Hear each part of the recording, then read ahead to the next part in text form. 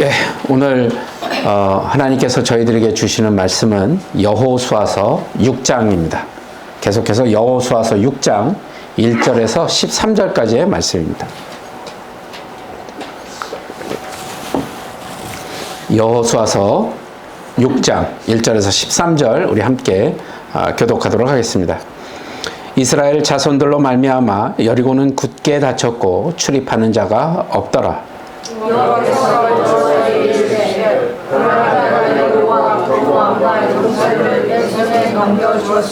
너희 모든 군사는 그 성을 둘러 성 주위를 매일 한 번씩 돌되 엿새 동안 그리 하라. 제사장이 목은 양강 나팔을 잡고 언약궤 앞에서 나아가시고 일곱째 날에는 그 성을 번번 돌며 그 제사장들은 나팔을 불 것이며 제사장들이 양강 나팔을 길게 불어 그 나팔 소리가 너희에게 들릴 때에는 백성은 다 큰 소리로 외쳐 부를 것이라. 그리하면 그 성벽이 무너져 내리리니 백성은 각기 앞으로 올라갈지니라 하시매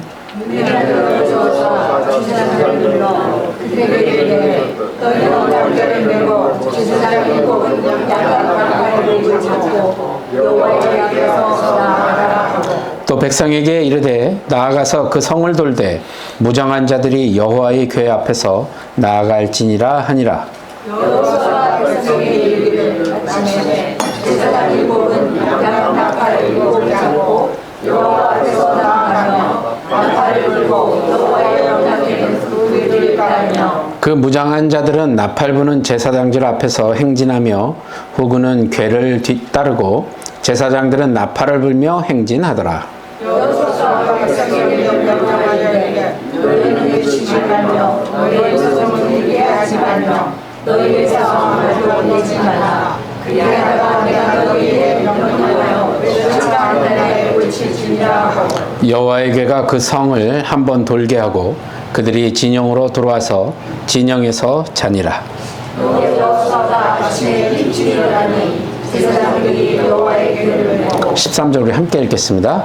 제사장 일곱은 양강 나팔 일곱을 잡고 여호와의 궤 앞에서 계속 행진하며 나팔을 불고 무장한 자들은 그 앞에서 행진하며 후군은 여호와의 궤 뒤를 따르고 제사장들은 나팔을 불며 행진하니라. 아멘.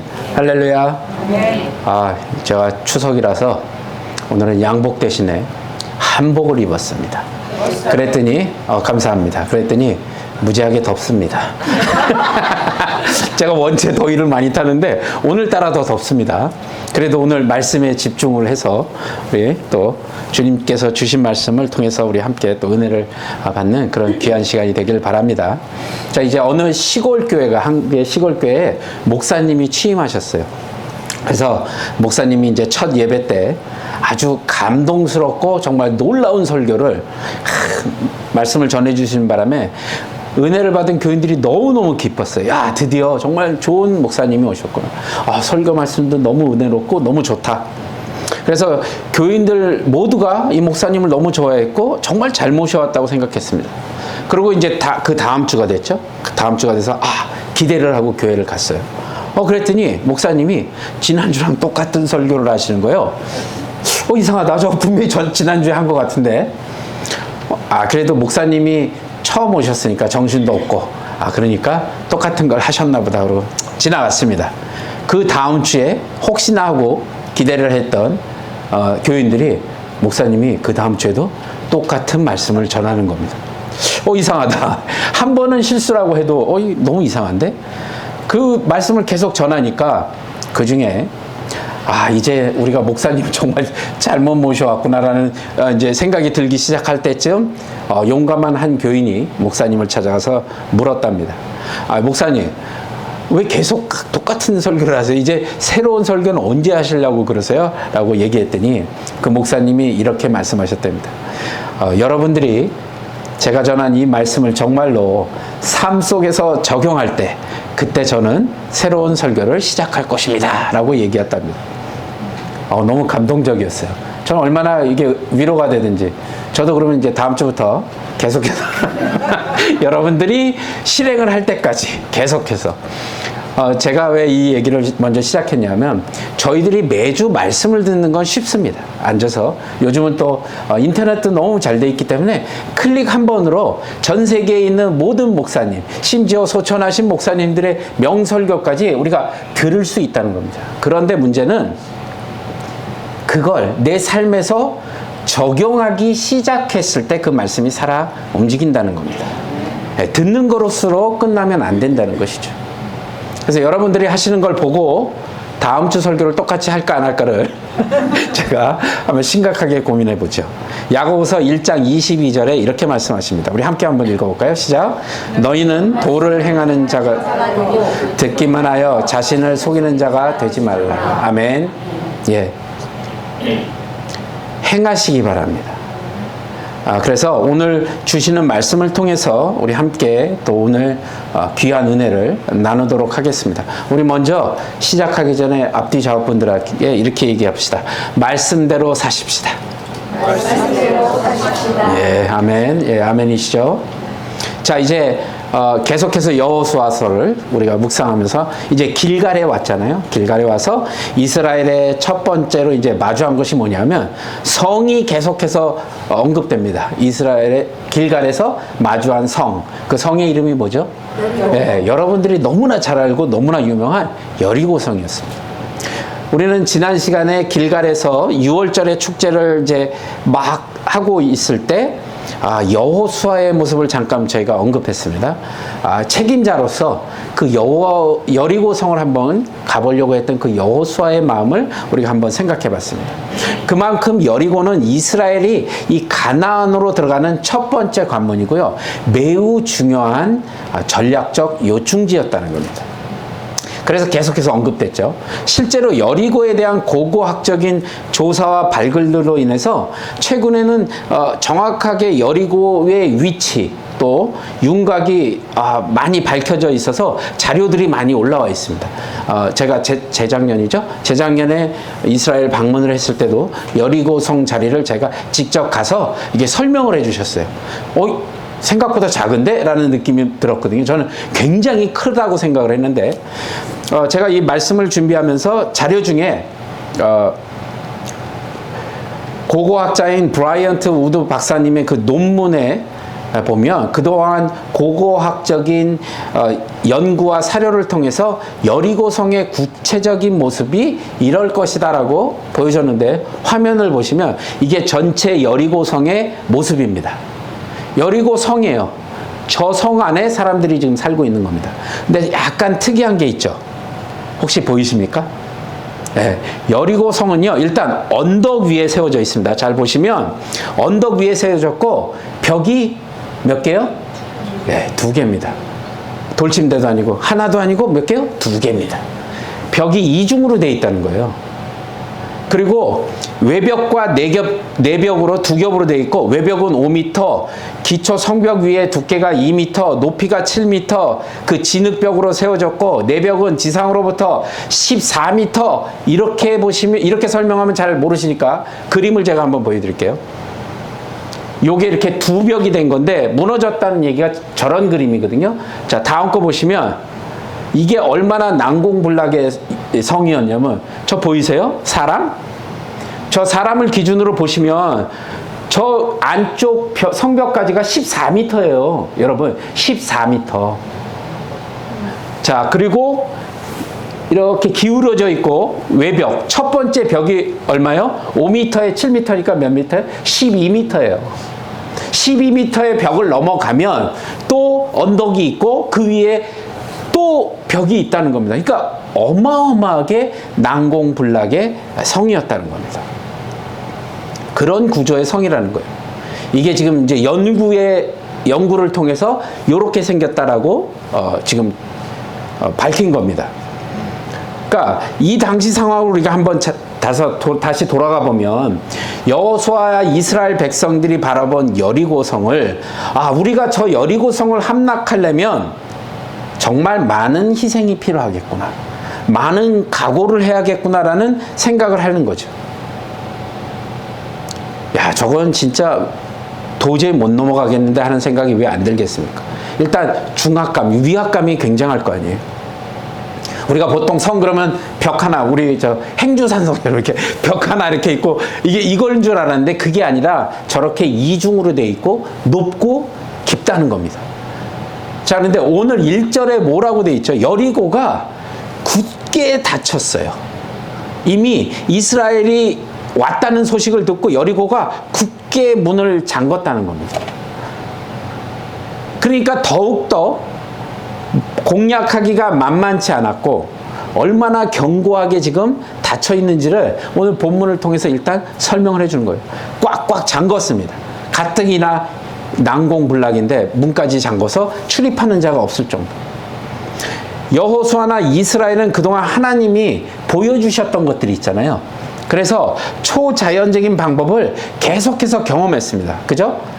광야에서 또 계속해서 요단강을 건널 때도 하나님께서 계속해서 초자연적인 방법으로 이스라엘 백성들에게 보여주셨단 말이에요.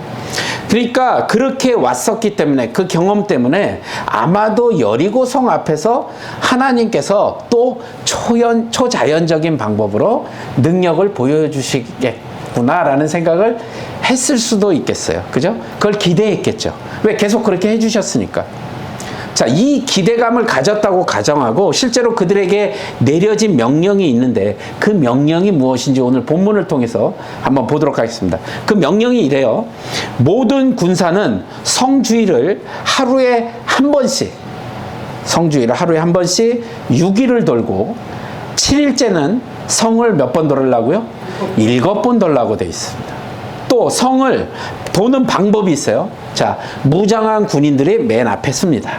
그리고 양각 나팔을 부는 제사장 7명이 그 다음에 쓰고 제사장 뒤로 언약궤를 메고 그리고 제사장들이 또 뒤를 따릅니다. 그리고 맨 뒤에 있는 후군은 언약궤를 따르는 그런 방식입니다. 그렇게 해서 도는 겁니다. 그런데 한 가지 조건이 더 붙어 있어요. 성을 돌면서 어떻게 해요? 외치지도 아무 소리도 내지 말라고 했습니다. 희한하죠? 이상해요. 왜 도는데 얘기를 하지 말라 그럴까? 그리고 마지막 날 성을 7바퀴를 돌고 나팔을 불 때 외치라는 신호를 따라 외쳐라 라고 되어 있습니다. 그러니까 요약해보면 침묵하면서 성을 한 바퀴 돌고 매일 한 바퀴씩 돌고 마지막 날에는 7바퀴를 돌고 외치면 외치라 라고 소리를 냈을 때 외치라는 겁니다. 이게 이제 그 도는 방법입니다. 이 명령은요, 사실 이스라엘 백성들이 그동안 경험했던 그 초자연적인 방법은 아니거든요. 너무 이상한 겁니다. 마지막 날 소리를 쳐서 외치라고? 그것도 한 바퀴도 아니고 7바퀴를. 그럴 것 같으면 첫날부터 그냥 외치라고 그러시면 되지. 왜 굳이 이렇게 뒤로 많이 돌게 하실까? 또 성을 돌면서 왜 침묵하라고 하시지? 그렇잖아요. 너무 이상해요. 또 여리고성 사람들이 봤을 때는 조용히 그냥 아무 말도 없이 그냥 성만 도니까 뭐야 쟤네들? 이럴 수 있잖아요. 상대방으로 하여금 이렇게 약점을 보일 것 같은 느낌? 내가 상대방에게 되게 약한 모습을 보인다고 생각했을 거란 말이죠. 그렇게 해서 도니까 아무 말 없이. 그렇게 서로를 돌고 있는데 만약에 여리고 사람들이 나와서 공격을 하면 어떡하냐는 말입니다. 꼼짝없이 당하는 거잖아요. 근데 백성들은 침묵하고 나팔을 불며 성을 도는 것이 여리고 성을 정복하는데 어떤 유익을 주는지 전혀 알 수가 없어요. 도대체 왜 이렇게 하는지. 자, 그런데요, 여러분, 우리들의 삶을 한번 이렇게 되돌아보시기 바랍니다. 우리에게 닥친 문제들이 있잖아요. 마치 오늘이 아니면 안 될 것 같이 급히 해결해야 되는 일들이 우리는 어떤 특별한 은혜와 섭리를 바라고 기대합니다. 그걸 빨리 해결해 주시기를 바라고 기대하죠. 그런데 막상 그 기대와는 다르게 또 내 생각과는 다르게 일이 진행될 때가 있죠. 우리가 기대하고 생각했던 거와 다르게 하나님께서는 때로는 침묵하고 계시고 기다리기를 원하는 때가 있다는 것입니다. 정말 답답할 때가 있잖아요. 답답한 현실 앞에 당장 문제가 해결되는 것을 원하지만 여전히 침묵하시는 것 같아서 마음을 졸일 때 우리는 어떤 자세로 임해야 하냐는 겁니다. 여리고 성처럼 큰 문제가 아니어도 우리에게 닥친 문제는 다 지금 이 여리고 성 같은 문제라고 할 수 있다는 거죠. 그 문제 앞에 여러분이 지금 서 있다고 한번 생각해 보시고 오늘 명령을 내리시는 하나님의 뜻이 무엇인가를 우리가 함께 한번 고민해 보고 또 말씀을 통해 여러분들에게는 또한 새로운 도전이 되시길 바랍니다. 자, 그러면 하나님께서 이스라엘 백성들의 기대와 다르게 말씀하신 첫 번째 명령, 그게 뭐죠? 첫 번째는 침묵하라였습니다. 침묵하라. 침묵에 대한 얘기를 다시 한번 해볼게요. 소리를 질러서 여리고를 무너뜨릴 의도를 갖고 계셨다면 왜 굳이 그것도 마지막 날에만 소리를 질르라고 하셨을까? 첫날부터 질르게 하시면 빨리 끝나잖아요. 그게 방법이라면, 소리 지르는 게 해결이라면, 그렇다면 6일 동안 왜 침묵하게 하셨는지 그 의미가 뭔지를 우리가 한번 생각해 봐야 된다는 거죠.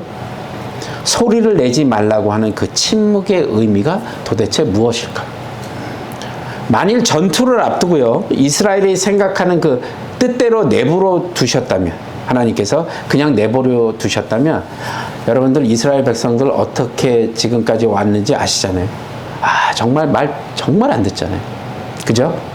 이스라엘 민족에게는 보통 어지러운 광경이 펼쳐졌을 건지 우리가 눈에 보듯이 훤합니다. 만약 첫날부터 그렇게 하라고 그랬어요.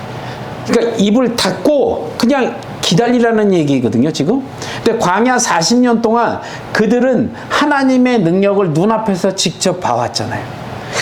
그러면서도 늘 불평과 불만, 정말 저럴 수 있을까라는, 이스라엘 백성들은 정말 이해가 안 가라는 생각을 하다가 거울 속에 비친 저의 모습을 보게 됐습니다. 여러분들은 마치 안 그러신 것처럼 지금 표정을 짓고 계신데, 이렇게 그 하나님의 초자연적인 그 역사하심을 보면서도 이스라엘 백성은 계속해서 불평과 불만을 가지고 있었다는 거죠.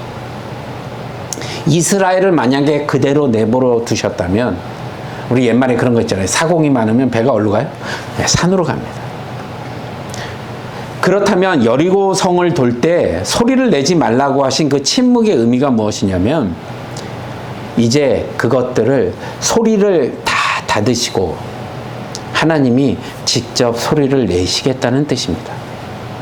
하나님께서 직접 말씀하시겠다고 하는 이야기입니다. 하나님이 소리를 내시겠다는 것은 전투가 하나님이 직접 이끄시고 참여하는 전투라고 말씀하시는 것이라는 거죠. 그럼 하나님이 직접 이끄시는 전투이기 때문에 우리가 할 것이 없다고 그냥 침묵만 하라고 하시는 걸까요? 아니요, 그거 아니죠. 침묵은 오히려 하나님께 응답하는 믿음의 행동 중에 하나입니다. 그걸 기억하셔야 됩니다. 침묵은 단지 소리만 내지 않는 것을 의미하는 게 아니라는 거예요. 오히려 하나님의 음성을 듣기 위해 엎드리는 순종의 모습이라는 걸 우리가 기억해야 된다는 거예요. 우리에게 그 침묵의 본을 보여주신 예수님을 한번 생각해 보죠. 요한복음 12장 49절 50절을 이렇게 말씀하십니다. 우리 함께 한번 읽어보겠습니다. 시작. 내가 내 자의로 말한 것이 아니요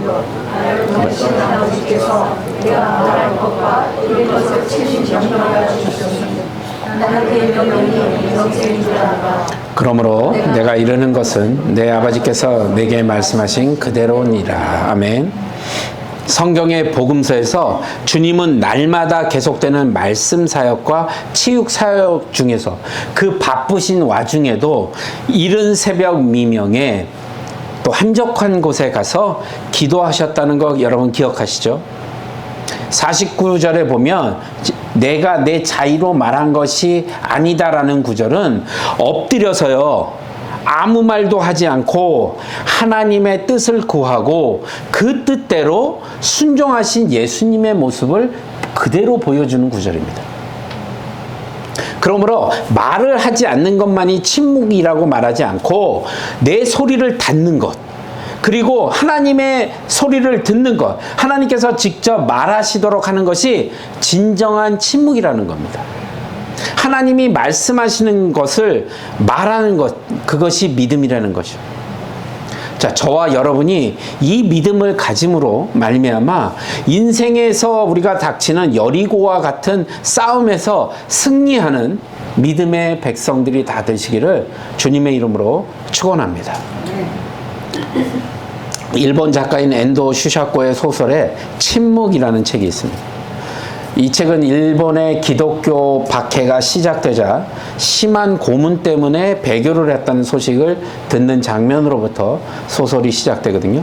그 중에 페레이라라고 하는 신부가 배교를 했다는 소식을 듣고 그의 제자였던 로드리고 신부는 엄청난 충격을 받게 됩니다. 그리고 이 소식을 직접 자기가 가서 확인해 보고 싶어서 확인하는 마음으로 일본의 선교사로 파송을 받게 됩니다. 실제로 일본에 가보니까 많은 신도들이 잡혀서 고문을 받고 죽어가는 모습을 직접 보게 되죠. 그때 그는 하나님께 외칩니다. 하나님, 당신은 왜 침묵하고만 계십니까?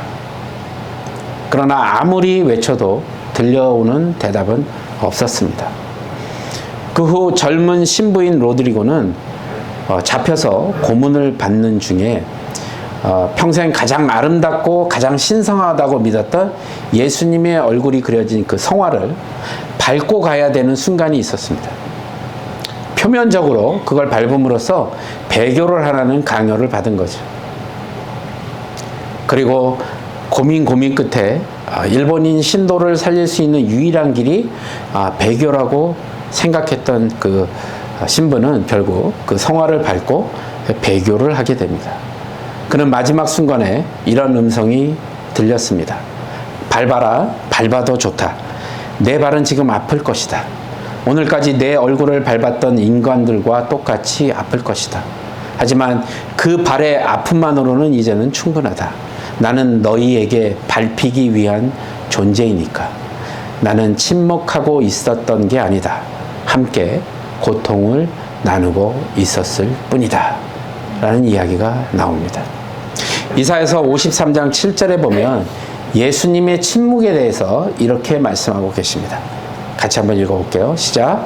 그가 곤욕을 당하여 괴로울 때에도 그의 입을 열지 아니하였으며 마치 도수장으로 끌려가는 어린 양과 털 깎는 자 앞에서 잠잠한 양같이 그의 입을 열지 아니하였도다. 아멘. 예수님의 고난은 우리의 뭐 때문이요? 허물 때문이었고 우리의 죄악 때문이었습니다. 주님의 십자가의 죽음 이전에 재판을 받으실 때도 자신 스스로가 변명하실 수 있었지만 침묵하셨습니다. 무엇을 위한 침묵이었죠? 허물과 죄로 죽은 우리를 살리기 위한 침묵이었습니다.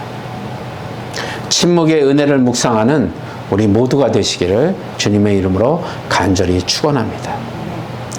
자, 이제 두 번째로 우리가 침묵과 함께 배우는 두 번째 메시지. 여리고 성을 돌 때 그들은 침묵과 함께 무엇을 했냐면 두 번째요, 나팔을 불었습니다. 나팔을 불라. 처음에는 침묵하라. 그리고 두 번째는요, 나팔을 불라. 하나님은 제사장들에게 나팔을 불게 하셨다는 거죠. 이스라엘 군사들이 여호와의 언약궤와 함께 침묵하면서 성을 돌 때 그 성을 도는 시간이 그렇게 길지 않았다고요.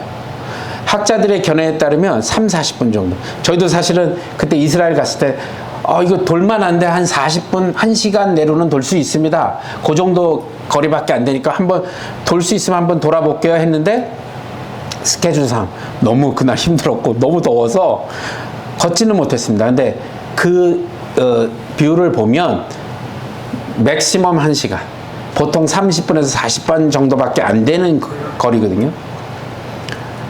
그러면 제사장들이 나팔을 불게 되면 다 들리는 거리거든요. 근데 그들이 나팔을 불면 생각해 보세요. 굉장히 어리석은 행동이거든요. 나팔을 불면 적들에게 공격의 빌미를 제공할 수도 있고 우리가 지금 뭐 하는지를 다 집중시킬 수 있는 거잖아요. 아니 무슨 전쟁이 소꿉놀이도 아니고 목숨이 왔다 갔다 하는, 내가 죽거나 죽이거나 하는 그런 와중에 나팔을 불러. 이 모습만 보면 너무 이해가 안 되는 거죠. 계속 도는 것이 아니라 1시간 정도 돌고 다시 그들의 장막에 와서 쉬죠. 아무것도 안 하는 무기력한 모습으로 비춰질 수 있다는 거죠. 여리고 사람들이 볼 때도 이상한 거예요. 쟤들 한 바퀴 돌더니 나팔 가버리네? 쟤 뭐지? 이런 생각이 들겠죠. 그러나 이 나팔을 불었다는 것은 오직 내가 내야 될 소리는, 침묵하고 있었잖아요. 이제 오직 내가 내야 될 소리는 하나님만을 찬양하라는 의미입니다. 우리가 할 일은 전쟁을 위한 어떤 투쟁의 소리가 아니라 전쟁을 이길 방법들을 모여서 의논하는 그 논쟁이 아니라는 겁니다. 내가 자신의 힘을 과시하는 그 과역의 소리도 아니라는 겁니다. 오직 하나님께만 찬양하는 찬양과 감사의 소리만이 필요하다는 것이었죠. 인간이 계획하고 찾는 방법이 아무리 뛰어나다 하더라도 하나님의 미련한 것보다 못하다고 성경 말씀은 저희들에게 이야기하고 계시죠. 하나님이 성을 세우지 아니하시면 세우는 자의 수고가 헛되고 파수꾼의 경성함이 허사일 뿐이라고 말씀하시죠. 여기서 내가 나팔을 분다는 의미는 내 소리를 닫고요. 내 소리를 닫고 절대적으로 하나님만을 의지하고 믿겠다는 믿음의 고백이라는 겁니다. 또 하나님 입장에서는 전쟁은 누구에게 속했어요? 하나님께 속한 겁니다. 그러니까 너희들은 다른 거 하지 말라는 거예요. 이건 나한테 속한 거니까. 하나님의 구속의 방법을 지금 이야기해주고 계시다는 겁니다. 역대하 20장에 보면 여호사밧 왕의 전투 장면이 나옵니다.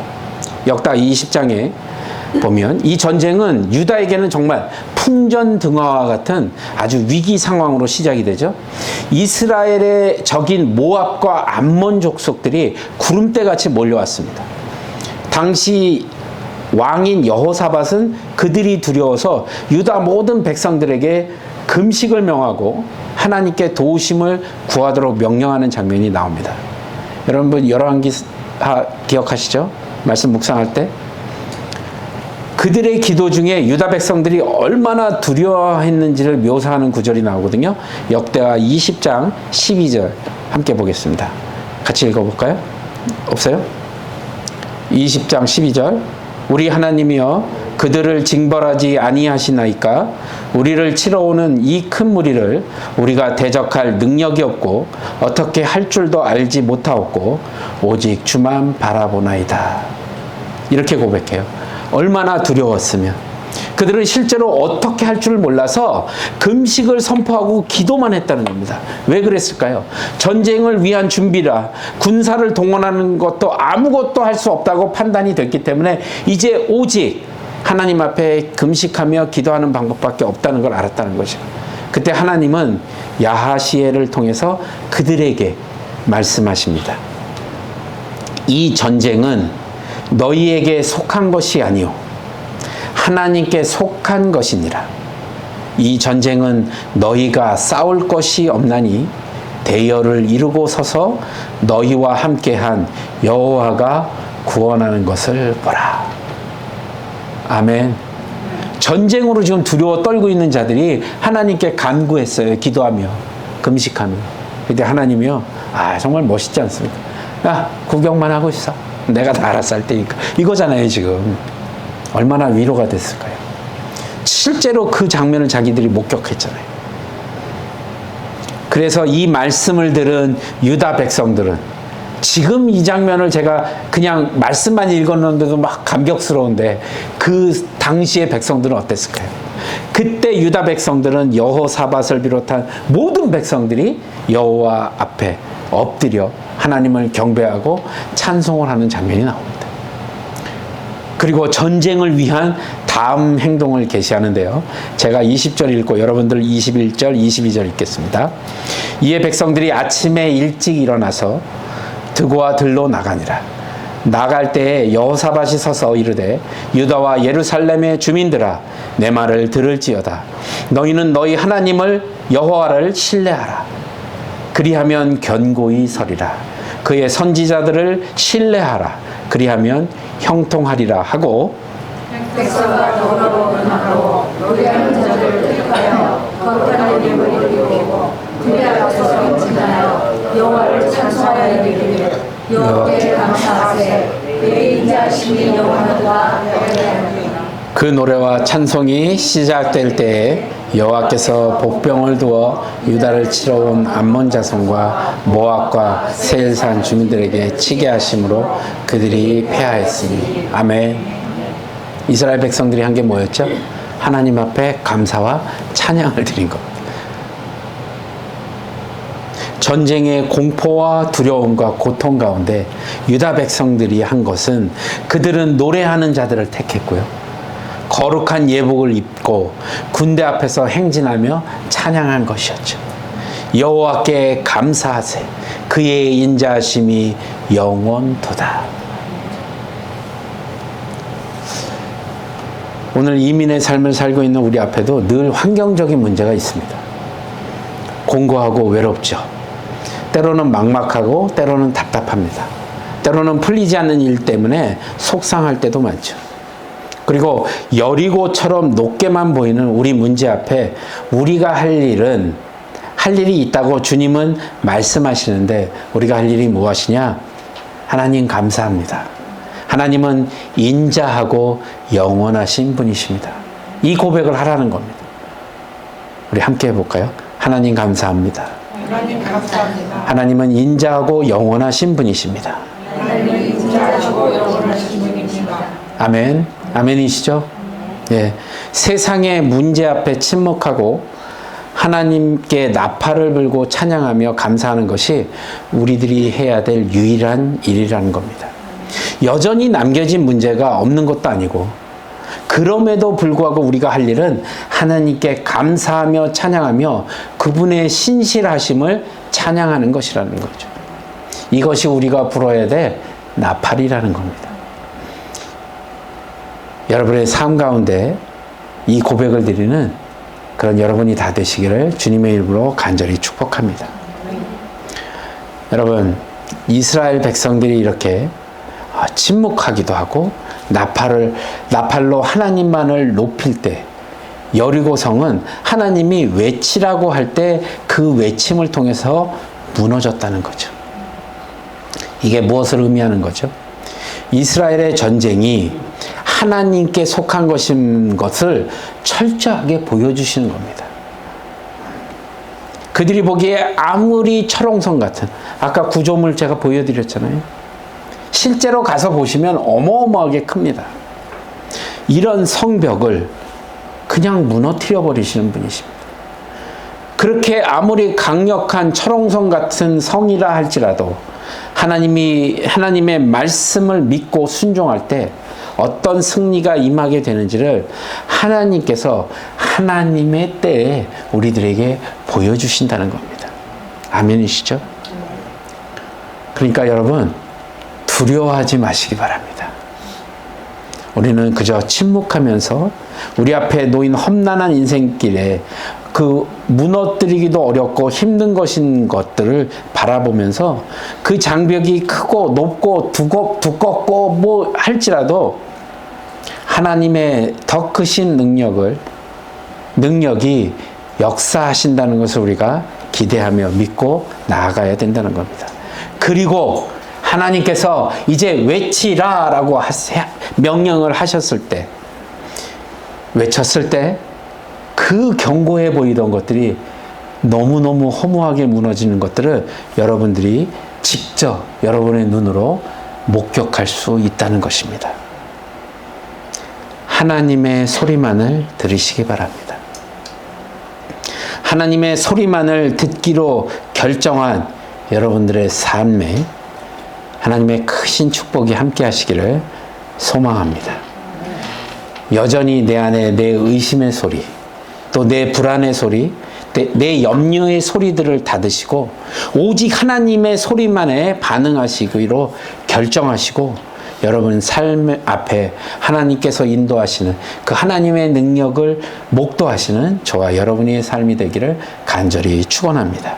그리고 어떤 환경 가운데도 하나님만을 찬양하며 하나님께만 소망을 두기로 결정하시고 또 그 결정 가운데 여러분의 삶에 놀라운 승리와 은혜가 임하시길 우리 주님의 이름으로 간절히 축복합니다. 아멘.